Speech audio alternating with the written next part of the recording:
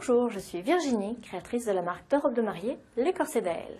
Aujourd'hui, nous allons voir comment choisir sa robe de mariée en fonction de sa stature, pour les rondes et pour les androgynes. Mesdemoiselles, vous avez des formes généreuses, arrêtez de les cacher. Surtout, n'optez pas pour la forme empire.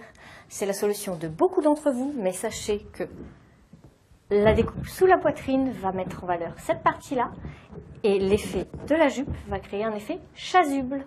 Donc, évitez. Je vous conseille donc d'opter pour des robes fluides qui vous prennent bien la taille, le début des hanches et qui s'évasent doucement.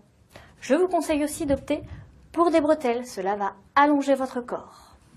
Mais surtout, ne choisissez pas de robe bustier avec une découpe droite.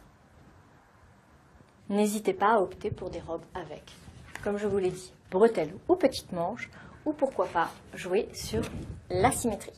Mesdemoiselles, si vous avez une stature androgyne, je vous conseille d'opter pour des robes qui vont créer un effet sablier. Soit une robe prenant haut sur la taille, de style princesse, avec une robe arrondie qui va créer des rondeurs.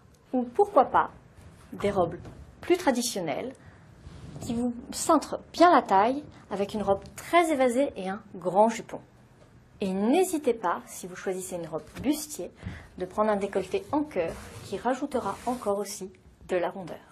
C'était comment choisir sa robe de mariée en fonction de sa silhouette, que vous soyez ronde ou androgyne.